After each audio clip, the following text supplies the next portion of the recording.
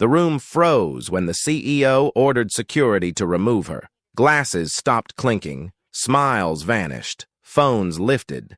In that glittering ballroom, a black woman was being erased in real time, questioned, exposed, and publicly dismissed as if she didn't belong.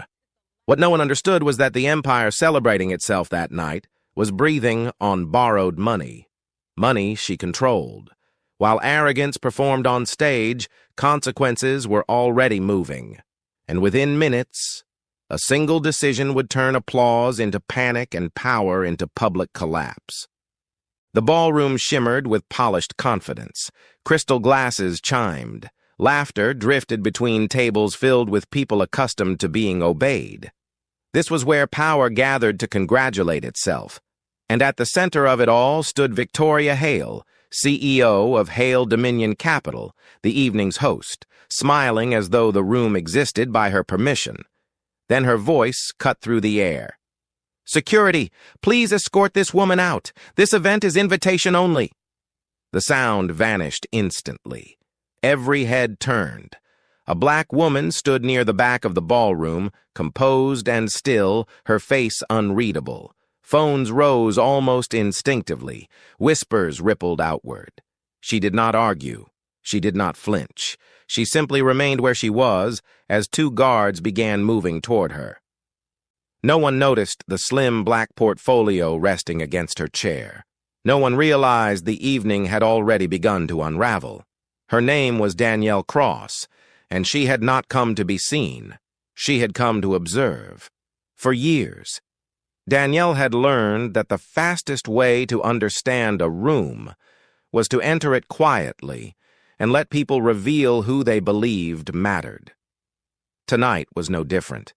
She arrived alone, took a seat without assistance, and watched how respect was distributed long before credentials were checked. She noticed who received warm greetings, who was ignored, who was questioned, and now she was being questioned.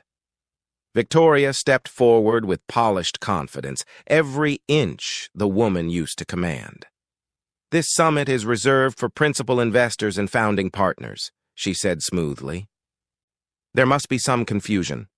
Danielle met her gaze calmly. "There isn't." A soft ripple of amusement passed through nearby tables. Victoria smiled thinly. "Then perhaps you're accompanying someone else, an associate, a guest." The implication landed cleanly. "You are not the one." Danielle said nothing. Victoria exhaled with performative patience and gestured again. The guards closed in. That was when a young staff member rushed toward Victoria, tablet clutched tight, eyes wide. She leaned in and whispered urgently. Victoria's expression shifted, subtle but unmistakable. Her eyes flicked from the screen to the portfolio near Danielle's chair, then back to the screen. Her smile cracked. "Stand down," Victoria snapped sharply. The guards stopped mid-step. Confusion rippled through the ballroom. Danielle stepped forward slowly, lifting the portfolio and opening it just enough for the insignia inside to catch the chandelier light. A few people inhaled sharply. Some recognized it immediately. She turned to face the room. "My name is Danielle Cross," she said, voice steady, carrying effortlessly. "I am the founding managing partner of Meridian Horizon Capital." A murmur surged through the crowd. "Meridian Horizon," Danielle continued, "is the private equity firm that finalized a $3.4 billion capital stabilization package for Hale Dominion Capital 6 months ago." The air thinned. Victoria's posture stiffened as the realization landed. The deal, the lifeline, the reason her company had survived. Danielle did not look at her yet. "I attended quietly this evening," she said, "to observe the culture of leadership within the organizations my firm supports." She paused. "What I observed was a room comfortable with exclusion, a leadership style that questions presence before verifying substance, and a willingness to humiliate publicly under the banner of protocol." Screens around the ballroom flickered. then changed. A formal notice replaced the sponsor logos. Funding suspended. Oversight initiated. Effective immediately. Phones lit up across the room in unison. Executives froze. Conversations collapsed into frantic whispers. Chairs scraped back. Victoria stepped forward, her voice tight. "This is an overreaction. We can address this privately." Danielle finally looked at her. "Respect is not a private correction," she said calmly. "It is a public standard." She turned back to the room. Meridian Horizon Capital has exercised its contractual authority to suspend all active funding to Hail Dominion Capital. A full governance review has already been completed. Its findings will be released by morning. Shock rolled through the ballroom like a wave. "This is not retaliation," Danielle continued. "It is accountability."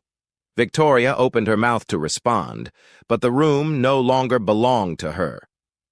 Authority had slipped away the moment she decided who did and did not deserve to stand there.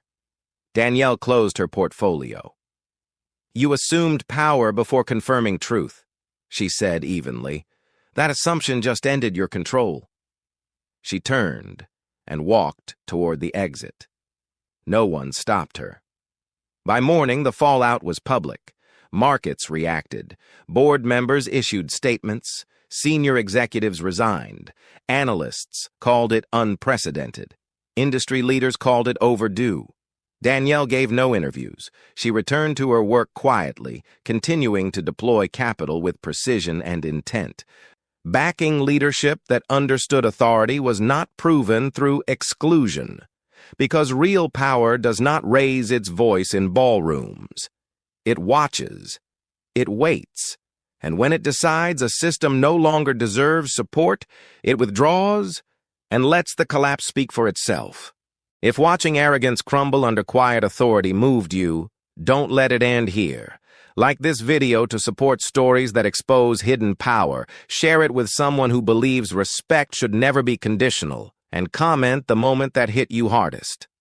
Subscribe and turn on notifications for more stories where dignity wins and loud injustice collapses.